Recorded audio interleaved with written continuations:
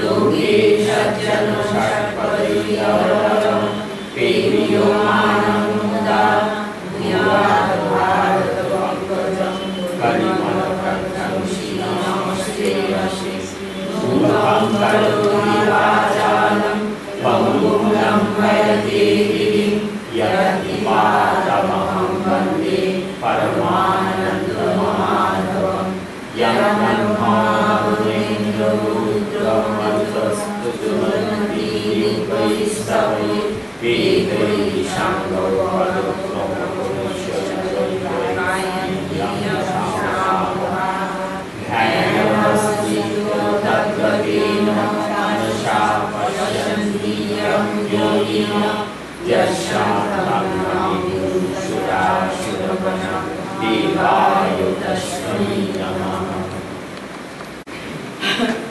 গতবার আমাদের 15 অধ্যায়টা আর কি শেষ হয়েছে, তাই না?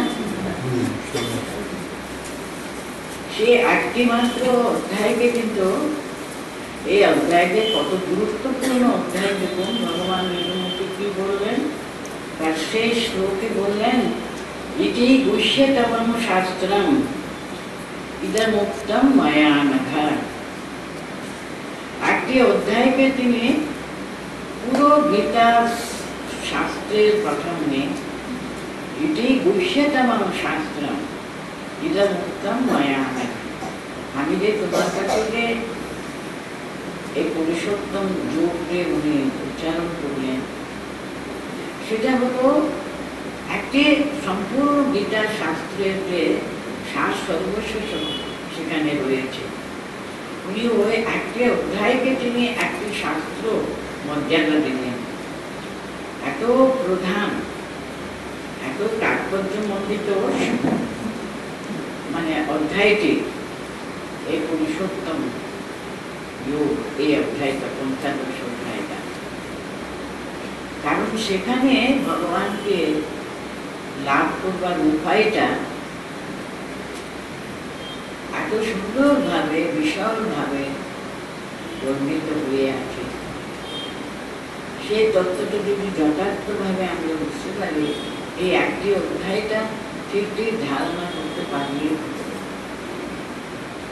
এর পরের অধ্যায়ের নাম হলো দৈবাসুর সম্পদ বিভাগ যোগা। 16 অধ্যায় আরম্ভ হচ্ছে।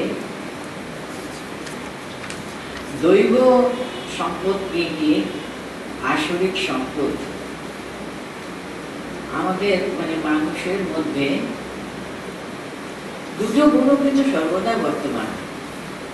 দৈব সম্পদ, কারণ আমরা যে মানুষ, ভগবানের সৃষ্টি, জগতের এই জীব জন্তু জীবনের সৃষ্টি করলেন, সর্বশেষে যে মানুষ,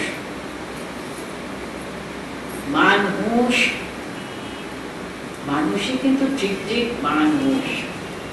ভগবানের যে সৃষ্টির যে পরম শ্রেষ্ঠ সৃষ্টি হলো এই মানুষের শরীর। মানুষকে এত, মানুষ জন্মকে এত প্রাধান্য দেওয়া কেন? মানুষের শরীর হলো কর্মভূমি। দেবতাদের শরীরটাও কিন্তু শুধু ভোগতন। যে পুণ্য আমরা অর্জন করে বিভিন্ন দেবলোকে আমরা গিয়ে দেবলোকের যে সুখ স্বাচ্ছন্দ্য অনুভব করে থাকে মানুষই এটা করতে পারে। কারণ আমি যে বললাম, মানুষের শরীরই হলো যথার্থ কর্মভূমি। কিন্তু মানুষ শরীরকে বলা হয় কর্মভোগ, কর্মতনু। সেখানে পুরনো কর্মকে খণ্ডন করা যায়, আর নতুন নতুন, কারণ তিনি হুঁশ, সে একেবারে ইংলিশে যারা লজিক করেছেন আপনারা জানেন, man is the rational being.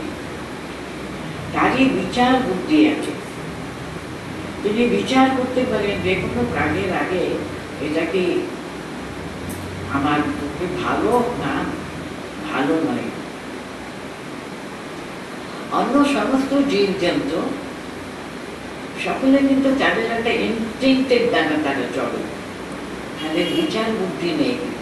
মানুষেরই বিচার বুদ্ধি আছে, সে ভালো করে চিন্তা করতে পারে, বিচার করতে পারে কোনটা শ্রেয়, কোনটা ওর পক্ষে উচিত। তিনি যে সর্বশ্রেষ্ঠ স্রষ্ট জীবী, তার সম্পর্কে উনি সবসময় কিন্তু এই হুঁশটা রাখতে পারবে আমরা, আমি যে মহাপুষ,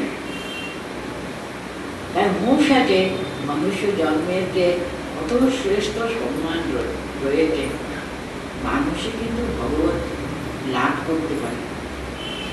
মানুষে কিন্তু অনেক উন্নত উন্নত উন্নত জন্ম প্রাপ্ত হয়ে শেষে তার উন্নত কাজকর্মের জন্য তিনি দেবত্ব লাভ করতে পারে।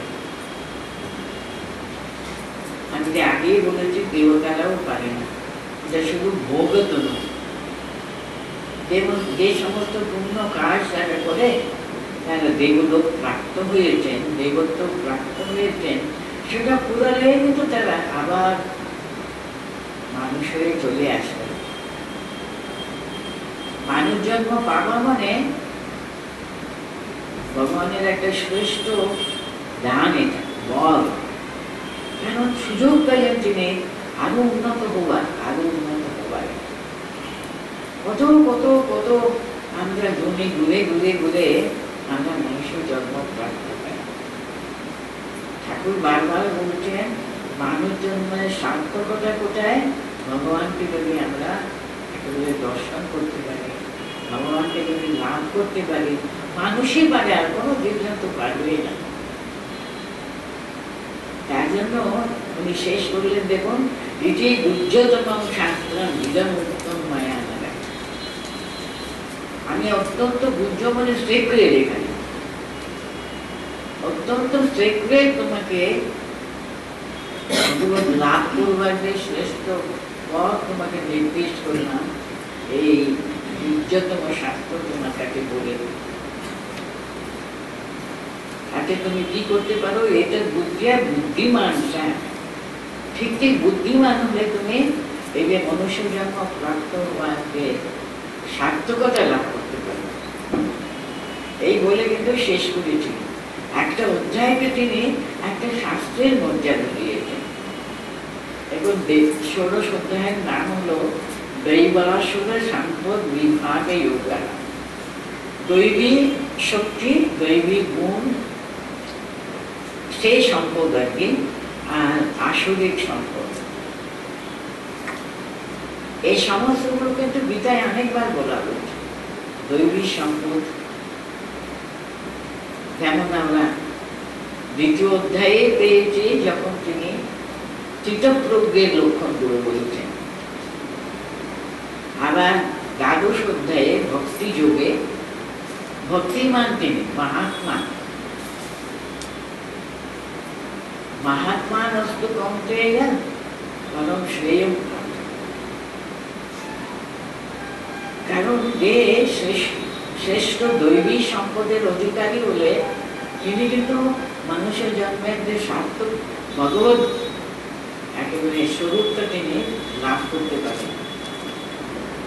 দৈবী সম্পদে তিনি বিভূষিত হতে পারেন মানুষ হয়ে, ইত্যাদি ইত্যাদি। কিন্তু মানুষ তাই এত হয় না, অনেক সময় মূঢ় আত্মা, ওদের কি শক্তি থাকে? রাক্ষসীন আসুরিন প্রকৃতি। এই রাক্ষস এবং আসুরিক প্রকৃতি আর কি। আমরা মনুষ্য জন্ম পেয়েও যদি আমাদের ওই পশু তার স্বভাব আর কি, শুধু ভোগে, বিষয় বস্তুর ভোগ করলে কি মানুষ জন্মের সার্থকতা হয়ে গেল? সেটা করবার জন্য সমস্ত জীব জন্তুদের শরীর আমরা পার হয়ে এসেছি। আমরা সবই ওইসব মূঢ়াত্মার মতো বহু বহু জন্ম কাটিয়েছি তোর বাবা, আমার সেদিকে মন যাবে কেন? 12 বলুন, 13 বলুন, 14, 15তেও আমরা তার একটুখানি মাঝে মধ্যে পেয়েছি। দৈবী সম্পদ মানে কি? সেই মাহাত্মা কেমন ভাবে আমরা মাহাত্মা পদ অর্জন করা মস্তকে সবসময় তিনি বলে এসছেন। এখানে আরো বিশদ ভাবে একেবারে যেন আঙুল ধরে ধরে এটা হলো দৈবিক সম্পদ, এটা হলো আচরিক সম্পদ, আলাদা আলাদা ভাবে তিনি বিশদ ভাবে এখানে আগে নিরূপণ করা হয়েছে। এক একটা গুণ আর কি, যেমন প্রথম শ্লোকটা করছি, অভয়ম সত্ত্ব সংশুদ্ধি জ্ঞানায়োগ ব্যবস্থিতি, জ্ঞান যোগে ব্যবস্থা করা, দানম দমশ্চ যজ্ঞশ্চ স্বাধ্যায় তপ আর্জবম। অভয়ম মানে কি? একেবারে পরিপূর্ণভাবে নির্ভীকতা। কখন আমরা যথার্থভাবে নির্ভীক হতে পারি? আমরা যদি সত্য গুণে প্রতিষ্ঠা থাকতে পারি। দৈবী সম্পদ, দৈবী সম্পদে যদি সম্পদ যুক্ত হতে পারে, যেমন প্রথম বললেন নির্ভীকতা, অভয়ম, ভয় রাহিত্য আর কি। কখন মানুষ সম্পূর্ণভাবে অভয় প্রাপ্ত হতে পারে? যখন মনটা পবিত্রতম হলো, সেখানে ভাগবতী সত্তার আমাদের অন্তর্নিহিত সেই ব্রহ্ম সত্তা অনুভব করতে পারি, তখনই আমরা ঠিক ঠিক নির্ভীক হতে পারি। আমাদের আর কিসের ভয়? আমরা ভগবত একেবারে তার পাদপদ্ম স্পর্শ করেছি, আমরা ভাগবতী সত্তায় প্রতিষ্ঠিত হয়েছি। তার বহির প্রকাশটাকে ভয় শূন্যতা। আমাদের কিসের ভয় পাবার আছে? আমরা সবসময় যদি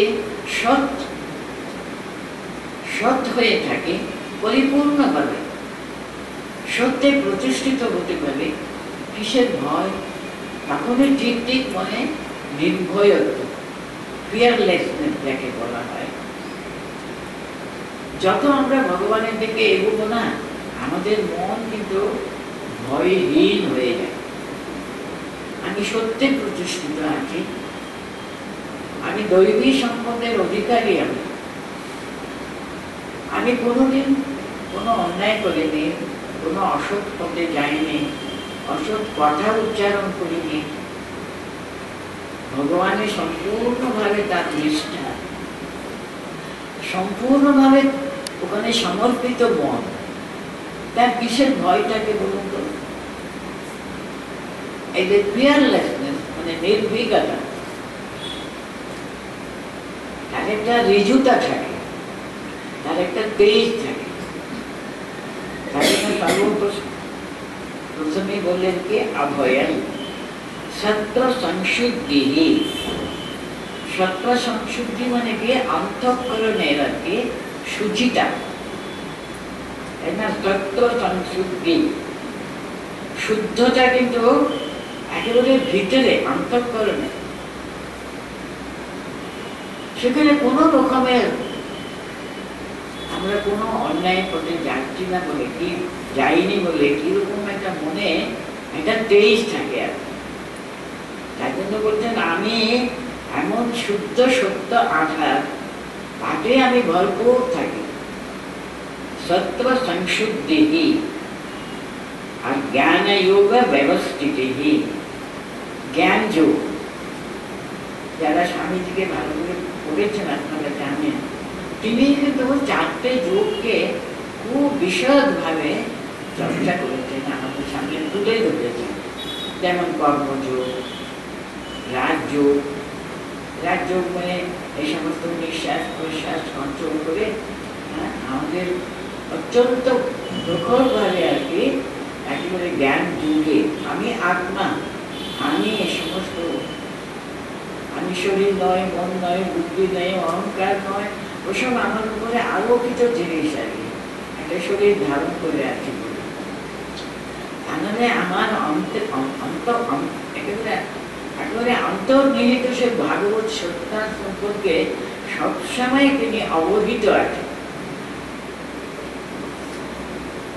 মানে যেখানে দৈবী সম্পদ পরিপূর্ণভাবে একেবারে প্রতিষ্ঠিত, সেই সম্পদে প্রতিষ্ঠিত হয়ে আছেন বলে সত্ত্ব সংশুদ্ধি, শুদ্ধতা কিন্তু শুধু আমরা বাইরে ভালো পরিষ্কার পরিচ্ছন্ন কাপড় পরেছি, সবসময় আমি দিনে 3 বার করে স্নান করি, বের করি, সেইগুলি এই সমস্ত করে কিন্তু শুদ্ধতা অর্জন করা না, একেবারে অন্তঃকরণ অত্যন্ত পরিশুদ্ধ।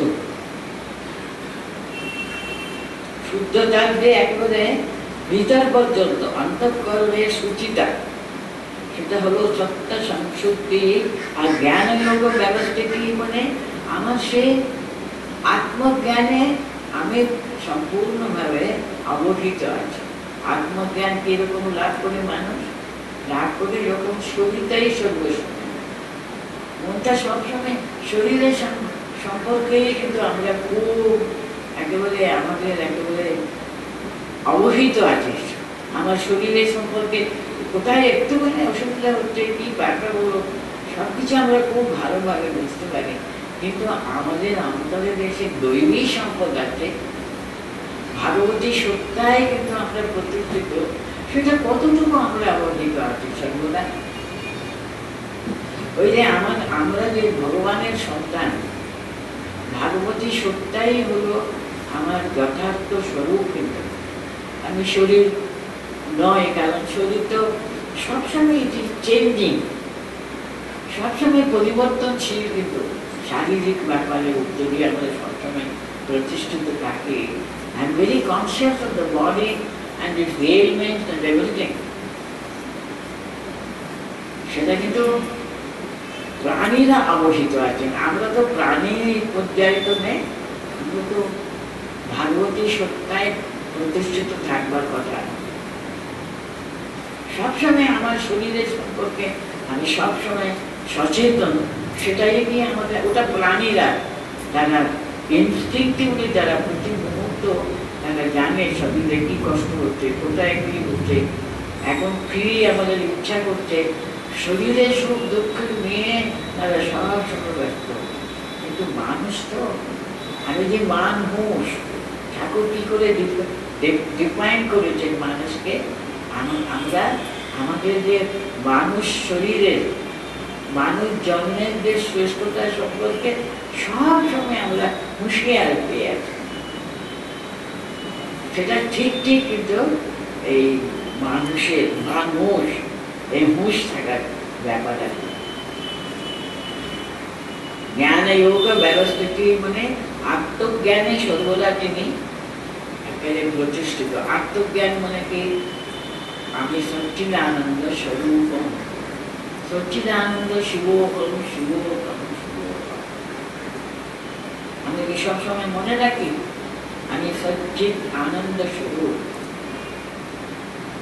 সৎ মানে কি অস্তিত্ব আর কি, সৎ এক্সিস্টেন্স বলে ইংলিশে, এক্সিস্টেন্স নলেজ ব্লিস, সৎ চিৎ আনন্দ। আমি সবসময় সচ্চিদানন্দ স্বরূপম, সচ্চিদানন্দ শিবোহম, সচ্চিদানন্দ শিবোহম। এটা আমার মানুষ জন্মের যে একটা শ্রেষ্ঠতা, সেই সম্পর্কে আমি খুব হুঁশিয়ার। আমি যে মানুষ, আমি তো জীবজন্তু তো নয়। এটা কি মানুষের মতো আচরণ হলো নাকি? এরকম অনেক সময় শুনি তো আমরা। জ্ঞান যোগ ব্যবস্থিতি মানে তাই, দানম দমশ্চ যজ্ঞশ্চ স্বাধ্যায় তপ আর্জবম। এখানে দেখবেন দৈবী সম্পদ হল 26 মানে 26। এসব গুণাবলী যথার্থভাবে আমরা সবসময় লক্ষ্য রাখতে হবে। এটা যাতে আমাদের ভিতরে অল্প স্বল্প আছে তো ওটা আরো বাড়ানোর জন্য চেষ্টা করা হলো মনুষ্যত্বের একটা লক্ষ্য। আমি মানুষ, আমার একটা বিশেষ মান আছে মনুষ্যত্বে, সেটা যাতে আমি কখনো না ভুলে যাই। এই ব্যাপার এসবগুলো থাকবার জন্যই এখানে আমাদের দৈবাসুর সম্পদ বিভাগে যোগে আমাদের ভালো করে বুঝাচ্ছেন ভগবান, দেখো সত্যিকারের মানুষ হতে গেলে এসব গুণে কিন্তু আমরা আরো আরো আরো আরো অবসিত হবে। আমি মানুষ, এই কথাটা সবসময় মনে রাখতে হবে। এটাই বলছেন সত্য সংশুদ্ধি জ্ঞান যোগ ব্যবস্থিতি দানম। কত রকমের দান আছে না, অন্ন দান আছে, ভূমি দান আছে, হ্যাঁ ইত্যাদি ইত্যাদি আছে, প্রাণ দান, জ্ঞান দান, এসব দান পঞ্চদানের কথা বলা হয়েছে শাস্ত্রে। এই দান যতটুকু আমাদের সামর্থ্য, যাতে আমি একাই ভোগ করবার জন্য আকাঙ্ক্ষা, আমার আরো চাই আমি সবকিছু ভোগ করবো, সে ও যদি তাকে প্রাপ্ত যদি না পায় ভালোই, আমি আরো পেতে পারলে কোনোটাই কিন্তু আমার সন্তুষ্টি নেই, তৃপ্তি নেই, সবকিছু আমি ভোগ করব, সেরকম যে একটা অসন্তুষ্টি না। সবসময় চিন্তা করতে হবে পাশে বাড়ির লোকের কি অসুবিধা হচ্ছে, আশেপাশে যারা আমাদের সঙ্গে আছে, আরে পাশে বাড়ির কথা তো অনেক দূরে, কিন্তু আমি যেখানে বাস করছি সকলে সন্তুষ্ট আছে তো, সকলকে দিয়ে যেন আমি পরে পেতে পারি, সকলের প্রাপ্ত হোক, সকলের আনন্দ হোক, সর্বে ভবন্ত সুখিনা। মানুষের কি প্রার্থনা করা উচিত? সকলের মঙ্গল হোক, সকলের কল্যাণ হোক। দেখুন আমাদের পূর্বপুরুষরা তারা যে সকলবেলাতে মন্ত্র পাঠ করতো, প্রার্থনা জানাতো, সেখানে কিন্তু সর্বে সুখিনা বাবা, এরকম ভাবে সকলের জন্য প্রার্থনা করে, সকলের জন্য ভালো হোক, সকলের মঙ্গল হোক, এটা অন্তর থেকে প্রার্থনা করা ভগবানের কাছে। তাহলে দেখবেন জগৎটা কত সুখময় হয়ে যায়। কিন্তু শুধু মানুষ সবসময় তার নিজের ঠিক থাকলে হল, যে কার কি হলো অত না চিন্তা করে মানুষ। পশু স্তরে কিন্তু পশু যখন নিজের জীবন, পশু প্রাণীরা পর্যন্ত তাদের ছেলের ছোট ছোট চানাকে রক্ষা করবার জন্য কত যত্ন করে। মানুষ শুধু নিজের সংসারের কথা, নিজের লোকেদের কথা ভাবলে হয় না, তিনি তো মানুষ, তিনি সবসময় সর্বে ভবন্ত সুখিনা, সর্বে সন্তু নিরাময়াঃ, সর্বে শান্তি প্রার্থনা। এইভাবে যে প্রার্থনা কিন্তু ভারতে ছোটবেলা থেকে কিন্তু তারা শেখায় তাদের ছেলে পেয়ে।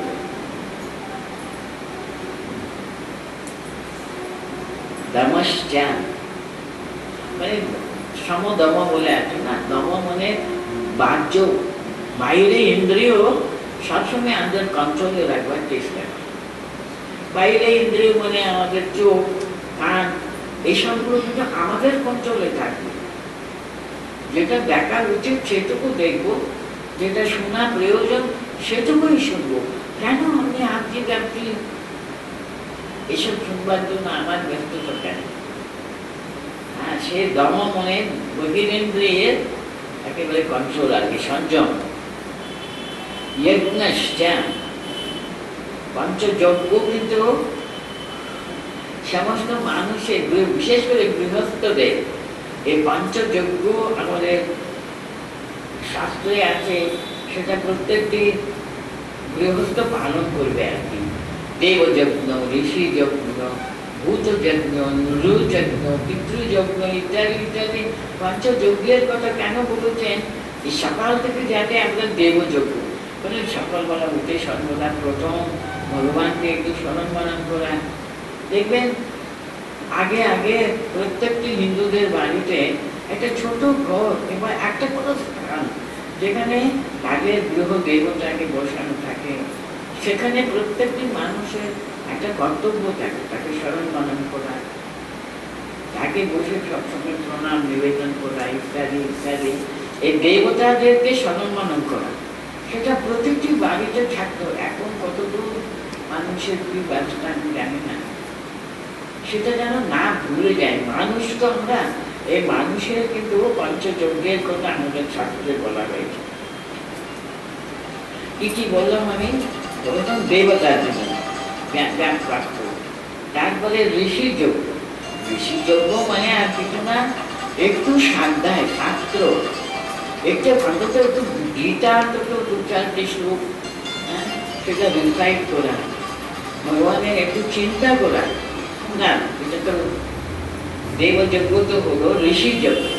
যেসব ঋষি মুনিরা আমাদের শাস্ত্র এইসব লিখেছেন না, আমরা তো কিছু শ্লোক তো জানি, অন্তত কিছু আমরা ঋষি মুনিরা কত কি আমাদের জন্য রেখে গেছেন সেটা স্মরণ মনন করা, দেবতাদের নাম একটুখানি প্রার্থনা করা, তার মানে শ্রবণ করা, ইত্যাদি ইত্যাদি হলো দেবযজ্ঞ, ঋষি যজ্ঞ। আর ভূত যজ্ঞ মানে আমাদের বাড়িতে একটা কুকুর থাকলো, একটা কিছু পশু প্রাণী আমরা পুষেছি, ইত্যাদি ইত্যাদি, কিন্তু হ্যাঁ ভূত যজ্ঞ, ওদের জন্য, ওদেরকে তৃপ্তি করা। দেই যজ্ঞ মানুষের জন্য, সবাই সবসময় আমরা পারি না ঠিকই দান করা, ওদেরকে একটুখানি। আপনারা দেখুন, খেতে বসে প্রথমে কিন্তু একটু মানে ভাতটা তুলে আগে পাশে রাখা হয়।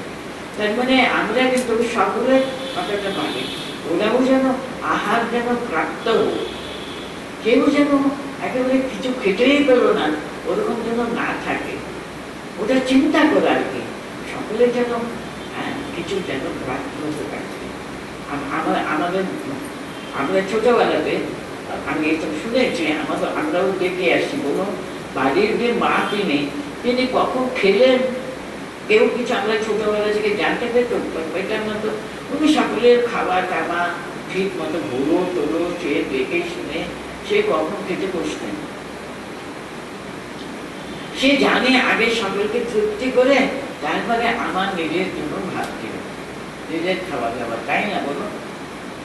যে বড় তাকে সবসময়, বিশেষ করে মা, তিনি কেন অত চিন্তা করেন? তিনি মনে করেন আমার ডিউটি, সব মানুষকে বেসেছে অতিথি অভ্যাগত সব সকলের খাওয়া হয়েছে। আপনি দেখবেন ঠাকুরের মা, আমরা যে চাকলানন্দের শ্রীরামকৃষ্ণ দেবের লীলা কথা আছে না, সেখানে আমরা বলি না, সে ওনার চন্দ্রামণি দেবী দেখতেন আশেপাশে বাড়ির লোকেরাও খেয়েছে, তো গ্রামে যাবে না, যারা ওর গ্রাম যেন আমাদেরই যেন কুটুম্ব, আমাদেরই বাড়ি, আমাদেরই আত্মীয় স্বজন। কারোর কিছু ওর পাড়ায় কারোর কিছু কষ্ট হচ্ছে, কিছু অসুবিধায় পড়েছে, দেখবে সবাই ঝাঁপিয়ে পড়তো, তাই না? আশেপাশে যে মানুষ আছে তাদের জন্য কিছু চিন্তা করা।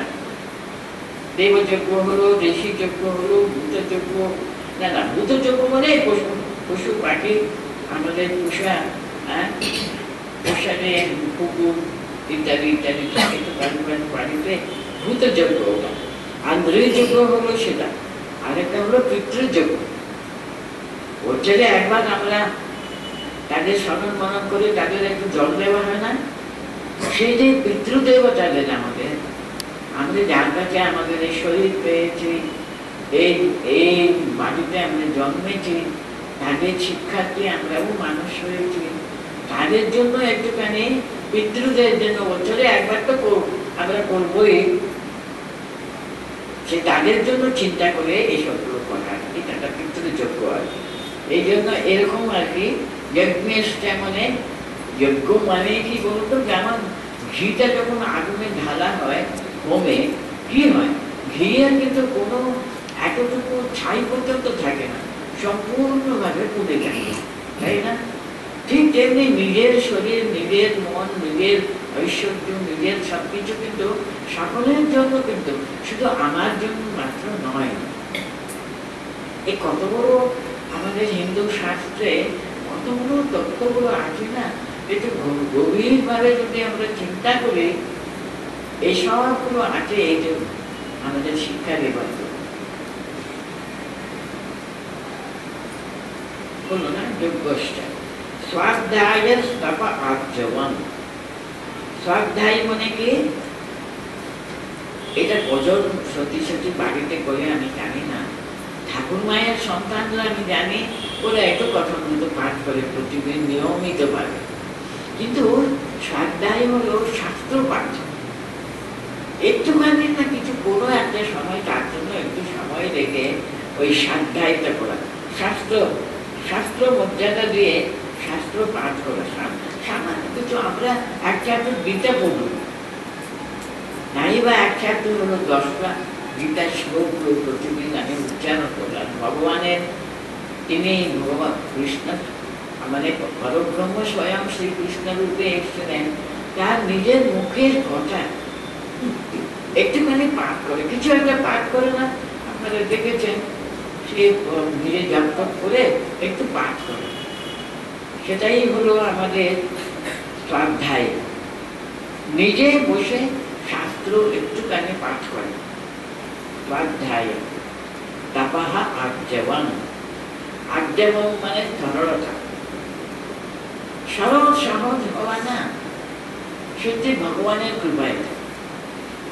আমি জানি না আপনাদের মনে আছে নাকি, ঠাকুরের নিজের সন্তান নিরঞ্জনানন্দ ছিলেন না, ঠাকুর সবসময় ওর সম্পর্কে বলতেন ও খুব সরল, তাই না? দেখেছ না মুখে ও কত সরল না?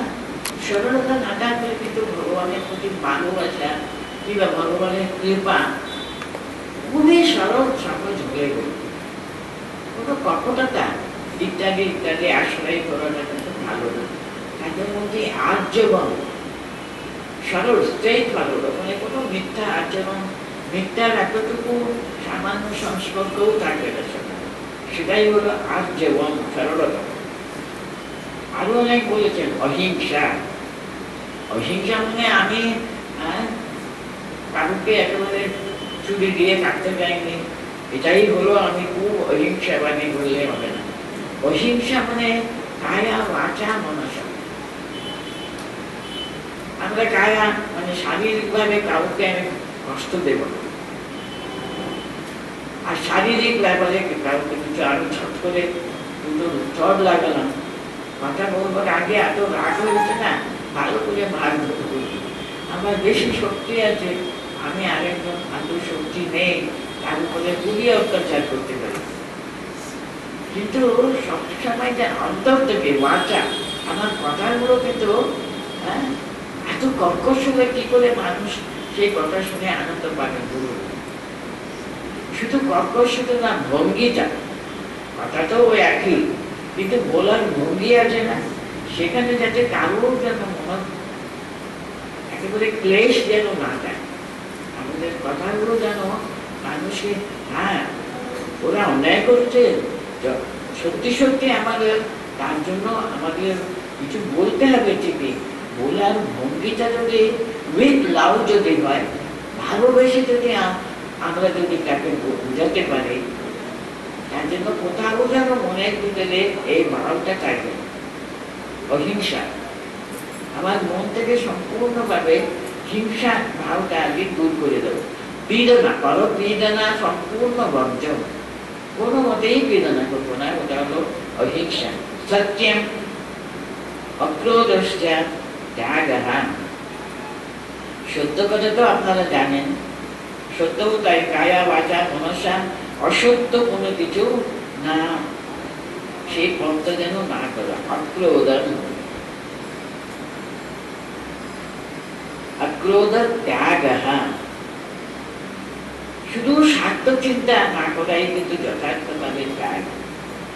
শান্তি অপৈশূন্যম, অপৈশূন্যম মানে অন্যদের সবসময় নিন্দা করতে থাকে, পরনিন্দা বর্জন, সেটা হলো অপৈশূন্যম।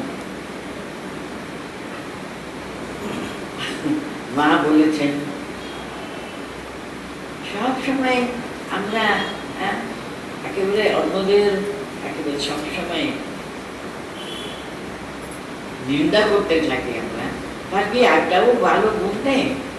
শুধু সবকিছু কোনো মানুষ যেন পরিপূর্ণভাবে তিনি এসব অসৎ গুণে ভর্তি আছেন কখনো পারে, তাহলে ও মানুষ জন্ম পেল কি করে? পেতই মানুষ হয়েছে, তার মানে ওর কিছু পুণ্য ছিল বলে তো মানুষ হয়েছে। পুণ্য একটা অনেক খুঁজতে দেখা যাবে সকলের ভিতরে সদ্গুণও আছে, দুর্গুণও আছে। কেন এটা বেশি হয়ে গেলে তখন আমাদের মনে হবে উনি শুধু এই দুর্গুণে ভর্তি আছে, কিন্তু সকলের কিন্তু কেউ ওরকম থাকতে পারে, আর একটা না একটা ভালো গুণ থাকবেই থাকে। হ্যাঁ, আপৈশনাম দয়া ভূতেষু আলোলুপ্তম। লোলুপতা আর কি, লোলুপতা মানে সব নিজে ভোগ করবার জন্য সবসময় সবকিছুর প্রতি লোলুপতা, মানে এত লোভ মানুষের সবকিছুর প্রতি। মার্ধবান, মার্ধব মানে মৃদুতা, যে কথা বলবে সেটা অনেক মিষ্টি করেও বলা যায়, মিষ্টি করে বোঝানো যায়। সেটা শুধু আমার শক্তি আছে কিংবা আমার সেই পজিশন আছে এই বলে আমি সবসময় চেঁচামেচি করবো, সবসময় কর্কশ ভাবেই কথা বলবো, এই মাধুর্য ভাবটাই কিন্তু নষ্ট হয়ে যায়। মৃদুতা, মার্ধবান। ফ্রি মানে লোক লজ্জা আর কি, ফ্রি ভাব মানে লজ্জা। কিন্তু সেটা আমাদের সবসময় অসৎ কাজ করতে, অসৎ চিন্তা করতে একটা লজ্জা পেতে হবে, সেটা আমাদের মনে উদয়ই হবে না। না না না না, সেটা আমার করা উচিত না, এরকম চিন্তা করেও উচিত না। কথা বলা তো দূরের কথা, কাজ করা তো আরো অনেক অত্যন্ত নিচতা। কিন্তু সব সময় যেন ওই লজ্জা পাওয়া মানে এই জন্য অন্যায় না করে, সেই চপলতা নেই, চপলতা বর্জন করা তাকে আচাপন। এরকম আরো আছে। এই তিনটে, প্রথম তিনটে শ্লোকে তিনি দৈবী গুণের কথাগুলো বলেছেন। এখন দুটো হলো, আরেকটাও কিন্তু এরই কন্টিনিউশন। তেজ, তেজ মানে কি? মানে দম্ভ প্রদর্শন করা কিন্তু তেজের লক্ষণ কিন্তু নয়। ও খুব তেজস্বী, সেটাকে আমি এই জানি, ও জানি, সে জানি, সেটা আমাদের প্রথম মানে একেবারে অত্যন্ত প্রকাশ ভাবে ওটা সবসময় জানানো থাকা, সেটা কখনো ওটা কিন্তু তেজ না। তেজ মানে সত্যি সত্যি তেজ মানে কি? অন্যায় আচরণের প্রতি আমাদের কখনো কোনো সাপোর্ট থাকবে না। অন্যায় আচরণ আমি কোনোদিনও আমি কায়া বাচা মনসা করতে পারি না, শুধু শারীরিক ভাবে না, চিন্তাও কিন্তু আমার কোনো অন্যায় আচরণের জন্য আমি প্রস্তুত নেই। মনটা সবসময় তার বিরুদ্ধে কিন্তু লড়বেই লড়বে। হ্যাঁ, সেটা হলো তেজ, যার ভিতরে সর্বদা কিন্তু আমি একেবারে সৎ পথে যাব, সৎ চিন্তা করব, সৎ কাজ ছাড়া কখনো আমি কায়া বাচা মনসা সাপোর্ট করব। সেই হলো তেজ। ক্ষমা, ক্ষমা আপনারা জানেন ক্ষমা কি কথা। ধৃতি, ধৃতি মানে কি? সহিষ্ণুতা। ছোট তারা একটু চপল হবে, এটা কি করবে, বড় হলে সব ঠিক হয়ে যাবে। এরকম ভাবে মনে সবসময় এটা ক্ষমাশীলতা, এটা সবকিছু প্রতি একটা সহনশীলতা, সেটাই হলো ধৃতি। শৌচম অদ্রোহম, সুচিতা আর কি। শৌচ মানে সুচিতা, কায়া বাচা মনসা সবসময় শুচি ভাবটা রক্ষা করে। শুধু পরিষ্কার পরিচ্ছন্ন আমি এই করলাম সেই করলাম, শরীর যেন সবসময় স্বচ্ছ সুগন্ধি যুক্ত হয়ে থাকে, সেটাই কিন্তু সুচিতা নয়। কিন্তু আদ্রোহম মানে আমার মনে কারোর প্রতি বৈরভাব থাকবে না। আমি নাই বা সকলদের প্রতি একেবারে সবসময় ভালোবাসায় একেবারে হচ্ছে, একেবারে উৎফুল্ল হয়ে যাচ্ছে, এত সব ভালো চাকরি করে, কিন্তু কারোর প্রতি মনে মনে বৈরভাব রাখবো কেন? হ্যাঁ, অপছন্দ করাটা বৈরভাব হয়ে যাবে না? কিন্তু কেউকে আমি পছন্দ করি, কাউকে এত বেশি পছন্দ নাও করতে পারি, সেটাতে কোনো দোষ নাই, কিন্তু সবসময় একটা বৈরভাব, শত্রু ভাবটা কেন আমি মনে মনে পোষণ করব? মানে নেক্সট লাইনে কি আছে? তেজহা ক্ষমা ধৃতি ধৈর্য। ধৃতি মানে সহ্য করবার। দেখুন মা কি বলতেন, মাটির মতো পৃথিবীর মতো সহ্য গুণ চাই বলতেন। পৃথিবীর উপরে আমরা কত কি কাণ্ড করে যাচ্ছি, কিন্তু পৃথিবী তো সব সহ্য করছে না। মা বলেছে না, পৃথিবীর মতো সহ্য করছে। ওটা হলো ধৃতি। শৌচম আদ্রোহ না অতিমানিতা। অভিমান করে সব সময়, আমাকে কেউ মানলো না, আমাকে কেউ যথেষ্ট মর্যাদা পায়নি, আমি আমাকে অবহেলা করলো, এই সব সময় আমাকে কে কি বললো, আমার কোথায় কি লাগলো, সব সময় যদি ওরকম অভিমান করে যদি থাকে না, তাহলে এত অশান্তি, এতটুকু মনে শান্তি থাকবে না, কি নিজেই তো বলবে। সে অভিমান শূন্যতা। এই কথা হলো আপনি গুণে দেখবেন 23 নাতিমানিতা ভবন্তি সম্পদম দৈবীম আভিজাতস্য ভারত। হে অর্জুন, হে ভারত বলে অর্জুনকে সম্বোধন করছেন, এটা দৈবী আভিজাতস্য, দৈবী সম্পদ এটা। আভিজাত মানে কি? ওই সম্পদে তিনি মানে সম্পদ যুক্ত হয়ে আছে। এইসব সম্পদ থাকলে কিন্তু ভগবানের দিকে এগুতে আর কোনো অসুবিধা হবে না। ভাগবতী শক্তি তার অন্তরে প্রকাশিত হবেই। এই তিনটে শ্লোকে কত বললেন তিনি বলুন তো? এই তিনটে শ্লোকটা আমরা যত পারি সবসময় মুখস্থ করে সেজন্য আমি রাখতে পারি। শুধু এই সূচিটার দিকে আমরা খুব নজর দিচ্ছি। সূচিটা তো খুবই দরকার, কারণ আমাদের হেলথ তো ভালো থাকবে না। কিন্তু তা বললে সূচি বাই হওয়াটা তো ভালো না, তাই না বলুন?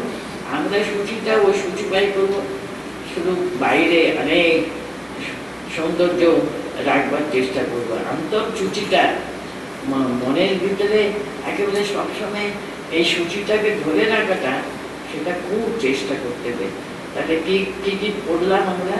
অভয়ম, তত্ত্ব সংশুদ্ধি, জ্ঞানযোগ ব্যবস্থিতি, আত্মভাবে প্রতিষ্ঠিত থাকার।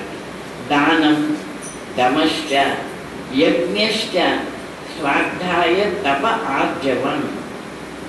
তারপরে অহিংসা, সত্য, অক্রোধ, ত্যাগ, শান্তি, অপৈশুনম, দয়া, ভূতেষু দয়া, আলোলুপ্তম, সমস্ত জীব জন্তুর প্রতি দয়া দেখানো সবসময়, ওদের কোন রকমের পীড়িত না করা।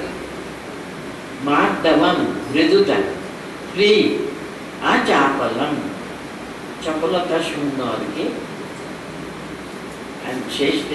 শেষে যেটা পড়লো আমরা, তেজঃ, ক্ষমা, ধৃতি, শৌচম, আদ্রোহ, না অতিমানিতা। বেশি বেশি নিজের সম্পর্কে একেবারে আমি এটা পেলাম না, ওটা পেলাম না, ওটা পেলাম না, এটাই চিন্তা করে সবসময়। আমি যে কত পেয়েছি, আমি সবচেয়ে শ্রেষ্ঠ জন্ম আর কি। একেবারে ক্রিয়েশনের, মানুষ জন্ম হলো ক্রাউন অফ ক্রিয়েশন বলেছেন এখন philosopher. Man is the crown of creation. এখানে ম্যান মানে মনুষ্য জন্ম। সে যে সবসময় এটা আমরা কনসিয়াস থাকা, আমি না মানুষ। ভবন্তি সম্পদম দৈবীম আভিজাতস্য ভারত। যে দৈবী সম্পদ যুক্ত হয়ে জন্মেছে, তার এই সমস্ত গুণগুলো থাকবে। এরই নাম হলো দৈবী সম্পদ। তারপরে যত সমস্ত আসরিক সম্পদ, আমাদের সকলের ভিতরে কিছু না কিছু কিছু কিছু আমরা নিজেরাই বুঝতে পারি। আমরা সর্বদা বুঝতে পারছিও, কিন্তু আমরা সেটা অন্তর থেকে কিন্তু প্রতিজ্ঞা করে যাতে না আমি এটা দমন করবই করব। আমার আমার সামান্য একটুতে আমি রেগে যাই, কেন রাগ করব? আমি রাগটা কিন্তু কন্ট্রোল করবোই, জয় করবোই করব। আমার শরীরের পক্ষে, আমার মনের পক্ষে, আমার সব কিছুর পক্ষে কিন্তু রাগ করাটা অত্যন্ত কিন্তু খারাপ। জেনেও কিন্তু আমরা একটুখানি তো বলেই পারব, সঙ্গে সঙ্গে আমরা একেবারে পেটে পড়ে একেবারে রাগি। সেটা সবসময় চেষ্টা করা আর কি।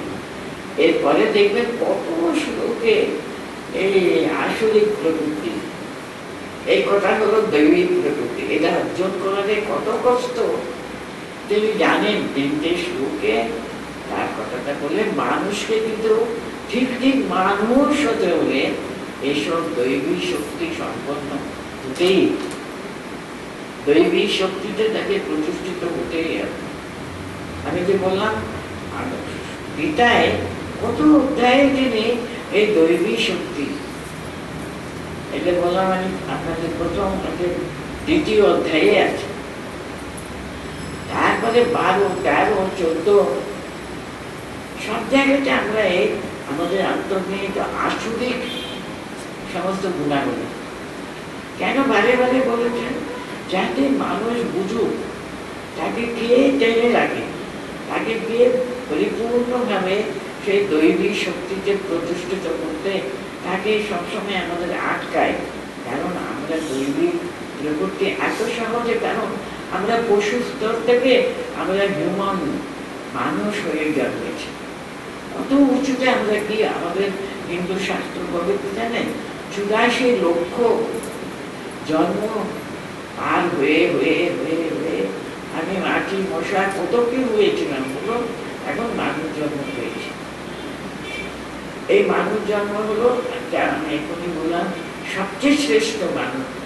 জীব জন্তুদের মধ্যে জীব ধারণ করে যারা জন্মায়, যত সমস্ত জীব জন্তু, তাদের মধ্যে হিউম্যান বার্থ হলো বিক্রান্ত, একেবারে মুকুটমণি, সর্বশ্রেষ্ঠ জন্ম হলো মানুষ জন্ম। সেটা সার্থক করতে হবে। যত আমাদের অন্তরে দৈবিক সম্পদ বাড়বে, তত কিন্তু আমাদের অন্তরের দৈবিক শক্তিটা অনেক প্রকাশিত হবে। কারণ মানুষ হলেই হলো সেই ভগবত সান্নিধ্য লাভ করবেই করবে। যখনই আমরা বেতালে অনেক দূর এগোতে আরম্ভ করবো, তখনই দেখুন করুণাময় ভগবান স্বয়ং নেমে আসবেন আমাদের পথ দেখাবার। তার এত করুণা যে মানুষের মধ্যে বেশি সংখ্যা কিন্তু একেবারে আসরিক সম্পদে ভর্তি হয়ে যাচ্ছে। তাদের হুঁশ আনবার জন্য, তারা যেন মানুষ, এই যে হুঁশিয়ার হবার জন্য, তাদেরকে দেখাবার জন্য উনি মানুষের শরীর ধারণ করে আসেন। মানুষের মতো সবকিছু তার ভিতরে আছে।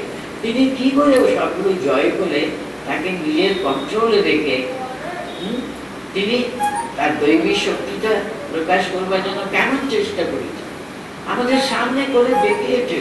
ঠাকুর বলুন, মা বলুন, স্বামীজিরা, এই সমস্ত সাধু সঙ্গ তারা নেমে আসেন আমাদের জন্য ডাকানো নেই। দেখো আমিও তোমাদের মতো সব রকমের কষ্ট করছি, আমি ভুল করেছি, তোমাদের মতো ভুলও করেছি, সঙ্গে সঙ্গে সংশোধন করবার জন্য আপ্রাণ চেষ্টা করছি। মানুষ রক্ত মাংসের শরীর নিয়ে জন্মালে কিন্তু তার এসবগুলো দুর্বলতা থাকবেই। তো থাক না, আমি যে মানুষ, আমার যে বিচার বুদ্ধি আছে, আমার অন্তর্নিহিত সে দৈবিক শক্তিটা প্রকাশ করবার যে একটা ইচ্ছাটা অন্তত আমার ভিতরে আছে, আমি ফেল হয়ে যাচ্ছি, আমি পারি না, আমার সেই সাধারণ মনগুলো বেরিয়ে পড়বে। আমি সেটা তাকে দাবিয়ে রাখতে হবে, না না আমি মানুষ। সে হুঁশটা সর্বদা আমাদের জাগ্রত থাকলেই হলো আমরা আমাদের সমস্ত আসরিক সম্পদ থেকে আমরা বিমোচিত হয়ে সেই দৈবিক শক্তিকে আমরা একেবারে পরিপূর্ণভাবে প্রতিষ্ঠিত হতে পারি। তার জন্য উনি সবগুলো বলে তারপর আমাদের যা যা আছে সেসবও উনি বুঝাবেন। একটা শ্লোক করে, দম্ভ দর্প অভিমানস্য ক্রোধ পারুষ্যমেব চ। এই যে আমি এখানে দৈবী সম্পদে কিন্তু তেজের কথা বলেছিলাম, মনে আছে? এখানে আছে তেজ, ক্ষমা, দ্রুতি, সেখানে তেজ আছে। এখানে পারস্য কথাটা কিন্তু ওই আমি মানুষ, আমার এত শক্তি আছে, বিশেষ করে পুরুষ মানুষ মনে করে আমি পুরুষ মানুষ, সবাই কিন্তু আমার কথা শুনবে। বাড়িতে আমার ছোট ছোট ছেলেরা, আমি না বাবা, এখানে উপার্জন আমি তো করি, আমি তো সন্তানকে দেখাতে পারবো।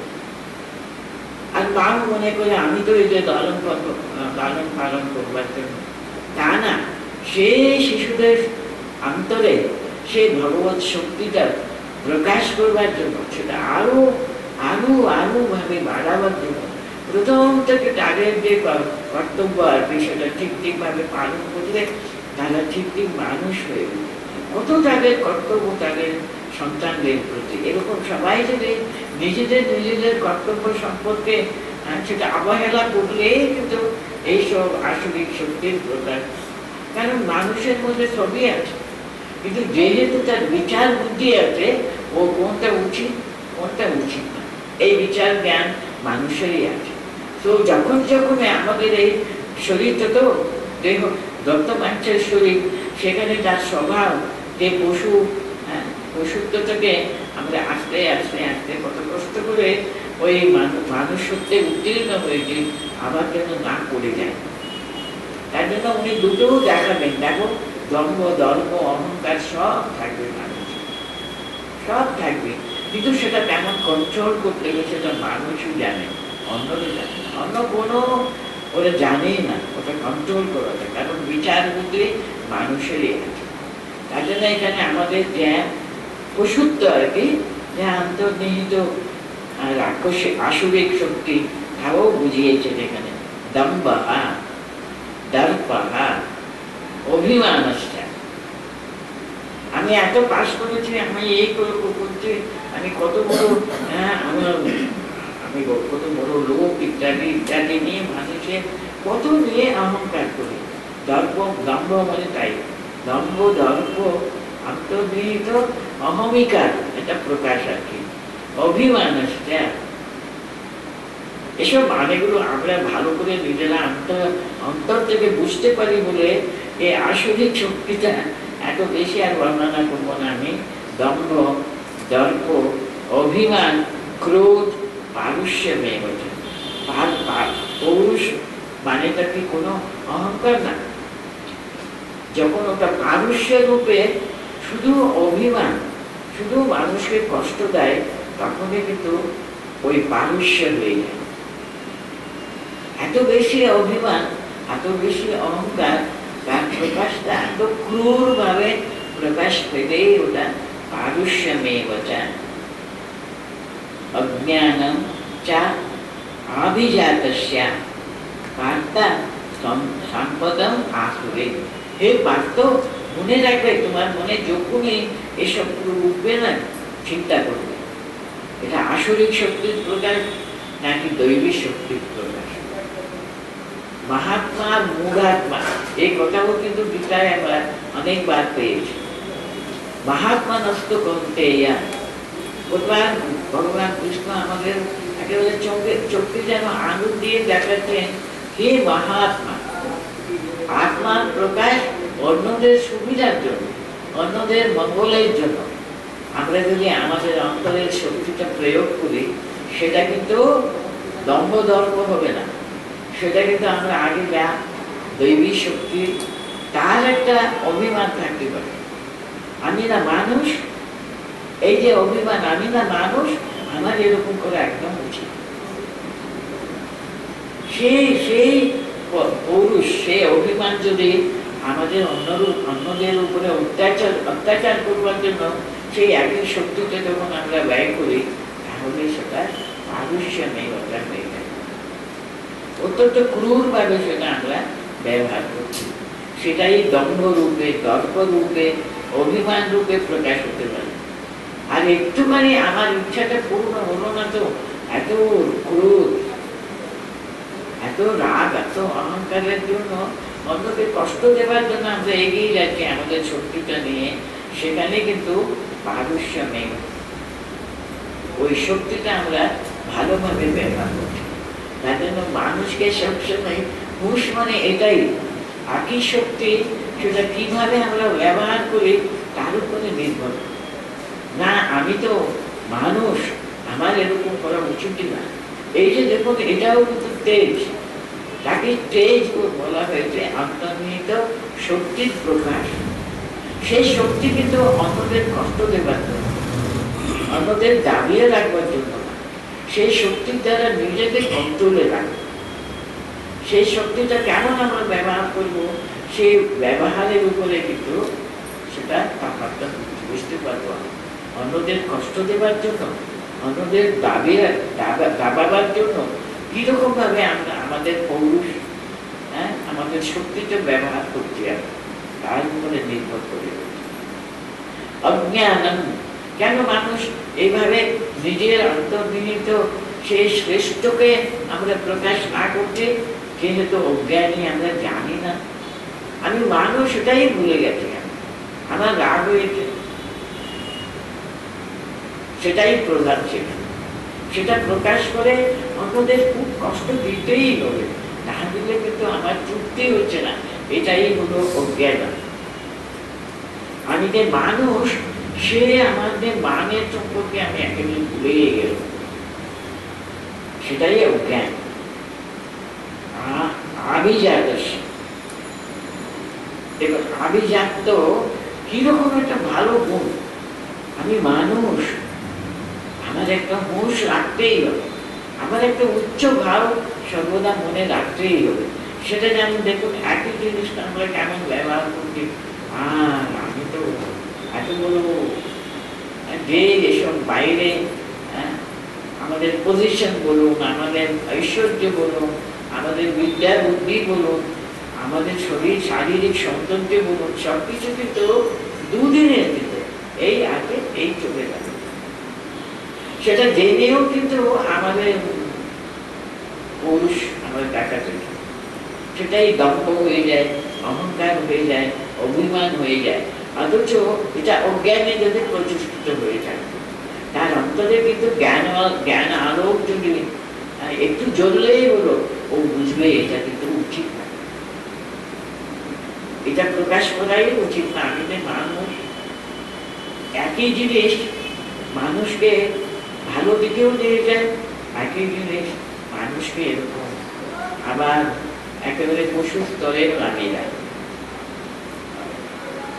অজ্ঞান আর আভিজাত, আভিজাত মানুষের একটা আভিজাত্য আছে, আর বিদ্যার একটা আভিজাত্য আছে, তাই না?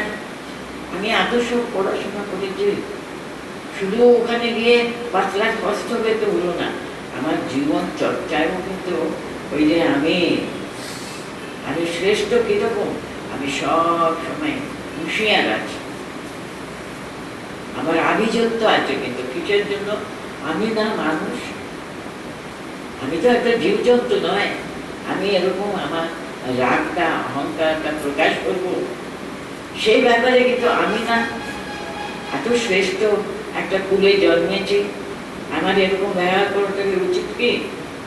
দেখুন সেই যে অন্তরের আভিজাত্যকে কেমন রক্ষা করতে, কেমন প্রয়োগ করতে হবে, তার সেটা ভালো করে জানাই কিন্তু একদিকে আমাদেরকে দৈবী সম্পদ করবে, আর সেটা আমাদেরকে নামিয়ে দিয়ে একেবারে পশুস্তরে চলে যাবে। দম্ভ, দর্পঃ, অভিমানশ্চ, ক্রোধঃ, পারুষ্যমেব চ, অজ্ঞানম চ, আভিজাতস্য পার্থ সম্পদ আতুরেণ।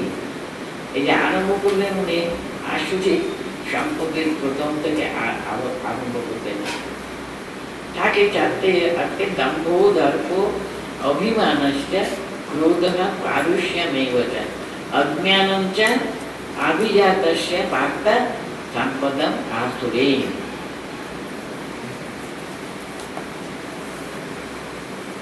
ঠিক ঠিক ভক্ত হয়ে থাকে না, দেখবেন মানুষ আস্তে আস্তে তার দৈবী সম্পদে উনি প্রতিষ্ঠিত হতে সাহায্য করবেন। হ্যাঁ, ভগবানের চরণে সবসময় মনটা যদি আমরা বেঁধে রাখতে পারি, তিনি আমার সর্বস্ব, এটা রাখতে পারলেই দেখবেন আস্তে আস্তে মানুষ ওই দৈবী সম্পদের অধিকারী হয়ে যায়। ভগবানের সান্নিধ্য, ভগবানের স্মরণ মনন, ভগবানের নাম গুণকীর্তন, এটাই হলো দৈবী সম্পদের যেন চাবিকাঠি। তার কাছে স্মরণ নিতে পারলেই যেন আমরা যত তার থেকে এগোবার চেষ্টা করব, এই একেবারে পশুর জন্মের যে সেই পশু স্তরে আসরিক সম্পদ আস্তে আস্তে আস্তে দূরে সরে যায়। ভগবানের দিকে একটু এগুতে পারলেই দেখবেন দৈবী সম্পদে একেবারে আমরা ভূষিত হব। তখন আস্তে আস্তে আস্তে আমাদের অশুদ্ধ সরে যায়। শুধু ভক্তি, সবচেয়ে শেষে দেখবেন দৈবী সম্পদের মূল চাবিকাঠি হলো ভক্তি, ভগবানের প্রতি অগাধ দৃঢ় ভক্তি। তাই তো আমাদের একেবারে আস্তে আস্তে আস্তে দৈবী সম্পদে যুক্ত করবে, আসলে সম্পদ থেকে সরিয়ে দিয়ে আসবে। তাহলে শুধু ভগবানকে স্মরণ নেবা, তাহলে দৈবী শক্তির আর কিংবা দৈবী সম্পদের আমরা অধিকারী হতে পারি। আমি এই চারটে শ্লোকটা একবার বলে নিচ্ছি। অভয়ম সত্ত্ব সংশুদ্ধি জ্ঞান যোগ ব্যবস্থিতি, দানম দমশ্চ যজ্ঞশ্চ স্বাধ্যায়স্তপ আর্জবম, অহিংসা সত্যম অক্রোধত্যাগঃ, শান্তিরপৈশুনম, দয়া ভূতেषु अलोलुप्तम मार्दवम ह्रीरचापलम, तेजः क्षमा धृतिः शौचमद्रोहो नातिमानिता, भवन्ति सम्पदं दैवीम् अभिजातस्य बालः, दम्भो दर्पो अभिमानश्च क्रोधः पारुष्यमेव च, अज्ञानं च अभिजातस्य পার্থ সম্পদ আসুরিটা আরম্ভ করেছে।